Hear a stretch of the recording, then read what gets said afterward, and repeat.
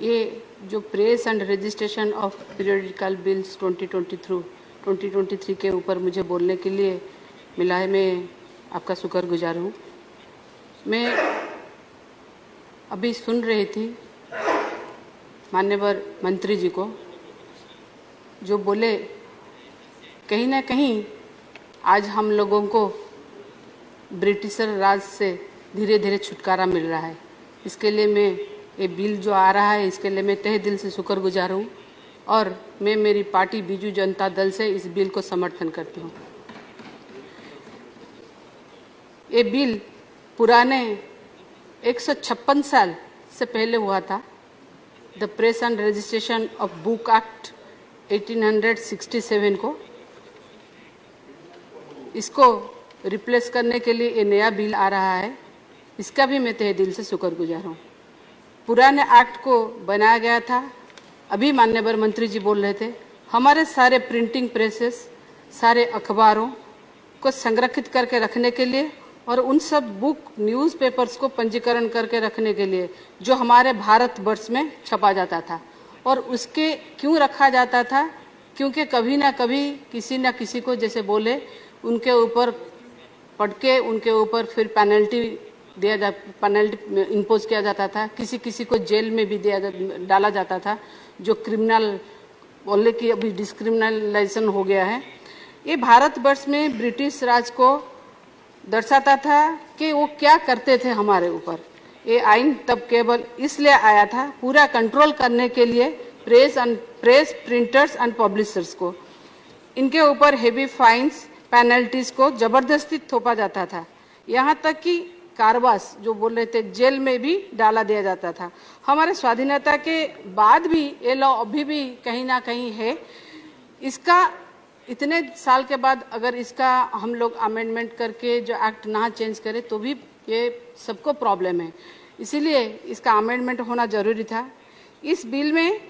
उसको हटाया दिया गया है, मतलब इसको डिस्क्रिमिनलाइजेशन किया गया है। एक बहुत अच्छी बात है ये। हाँ, मगर इस बिल में और एक बात है जो सोचा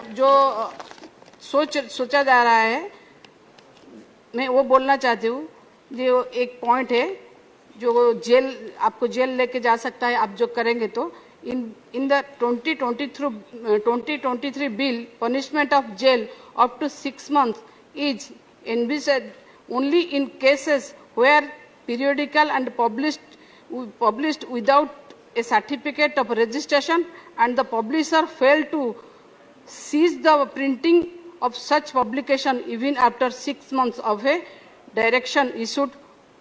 to that effect by PRG। देखा जाए तो ज़्यादातर कुछ फाइनेंशियल पेनल्टीज इस बिल में रखा गया है कि अगर कुछ हो तो कुछ फाइनेंशियल पेनल्टी दिया जाएगा। इस बिल में एक अपीलेट अथॉरिटी प्रोवाइड करते हैं जिसका नाम है press and registration appellate board, जिसमें एक चेयरपर्सन जो press of India PCI press council of India PCI का होगा और 2 मेंबर्स जो है रहेंगे वो भी PCI के रहेंगे, जो कि सुनवाई करेंगे जो केसेस उनको आएगा और refusal of grant of registration, मगर जो कि सुनवाई करेंगे रिफ्यूजल ग्रांट ऑफ रजिस्ट्रेशन। मगर मैं यहाँ एक बात बोलना चाहूँगी कि इस बोर्ड में एक ऐसा प्रावधान होना चाहिए कि अपना अपना रीजनल लैंग्वेज में एक मेंबर रहना चाहिए, क्योंकि जो बोर्ड है जो बैठेंगे जो PCI के होंगे चेयरमैन और मेंबर, वो तो पहले से भी है PCI, मगर जब देखा जाए तो अगर कुछ केसेस आते हैं किसी रीजनल कोई स्टेट से, अगर सपोज उड़ीसा से आए कहीं से अगर आए जो समझ नहीं पा रहे हैं और जो बैठे हैं उनके लिए कम से कम वो रीजनल लैंग्वेज से एक मेंबर होना चाहिए उस बोर्ड में, जो कि जो अपील करने के लिए आते हैं उनको ठीक तरह से सुने और उनको सही तरह से उनको जस्टिस मिले। और एक बात है, जो किसी को कोर्ट ऑफ लॉ में जाने से पहले 2 दिन हुआ जो एक बिल पास हुआ है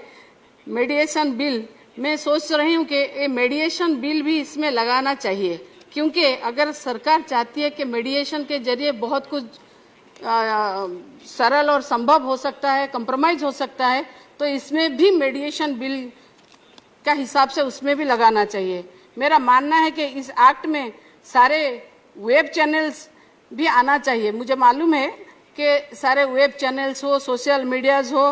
ये सब डिजिटल इंडिया में आते हैं, मगर कहीं ना कहीं देखा जाए तो आइन जो लॉ है ये एक जैसा है, एक जैसा होना भी चाहिए, क्योंकि जो प्रिंट में आता है, जो जर्नल्स आता है, पीरियोडिकल्स में आता है,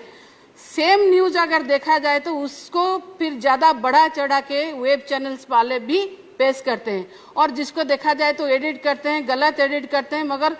उनके अगेंस्ट में ज्यादा कोई कानून है नहीं। उन सबको अगर इसमें डाला जाए तो ये और भी अच्छा रहेगा। मैं एक एग्जाम्पल दूंगी मेरे स्टेट ओडिशा की, क्योंकि ऐसा नहीं है कि बहुत सारे चैनल्स, वेब चैनल्स अच्छा न्यूज नहीं प्रोड्यूस करते, अच्छा न्यूज भी प्रोड्यूस करते हैं, मगर कहीं कहीं नहीं, बहुत जगह पर बहुत वेब चैनल्स, आप लोग को ये मालूम होगा, मानेंगे भी है कि बहुत गलत तरह से न्यूज पेश करते हैं। उड़ीसा में एक बार ऐसा हुआ, बारिश हो रही थी और 2-3 दिन तक कंटिन्यूस बारिश हो रही थी, तभी एक वेब चैनल और न्यूज चैनल वाले ने दिखाया कि एक वाटर टैंक, बड़ा सा वाटर टैंक धंस रहा है, मगर सब सारे ऑफिसर्स को भी परेशानी हुई, सबको परेशानी हुई, हम सबको भी देखे हम कि उड़ीसा में ऐसा कहाँ पर हुआ, सब देखने के लिए लगे तो देखा गया कि उत्तर प्रदेश का ये बहुत पुराना एक वीडियो था, जो एक पानी का टंकी नीचे धंस रहा था, वो तभी का भी नहीं, बहुत पुराना वीडियो था, उसको चला के बार बार बोला जा रहा था, देखिए उड़ीसा में ऐसा है, पानी बारिश हुआ तो पानी की टंकी धंस गई। तो ऐसे जैसे गलत न्यूज आता है, जैसे गलत अफवाहें आती है, अगर उन लोगों के ऊपर कोई कार्रवाई नहीं होगी तो फिर ये तो मतलब एक छतरी के चलते 2 नियम हो जाएंगे। मैं सोच रही हूँ कि जो लोग न्यूज में किसी न किसी तरह से जुड़े हुए हैं, उन लोगों को भी इसी में लाना चाहिए। मैं मंत्री महोदय से आपके जरिए अनुरोध करूंगी। और एक बात है, बहुत सारे ऐसे पेपर्स में बहुत सारे ऐसे न्यूज भी आते हैं जिन लोग गलत न्यूज छापते हैं, बहुत गलत न्यूज छापते हैं, जैसे कि सीएम के बारे में हो, पीएम के बारे में हो, किसी पॉलिटिकल लीडर से लेके एक अच्छे इंसान तक जो कि सोसाइटी में माने रखता है, उनके लिए ये बिल में प्रावधान होना चाहिए कि जैसे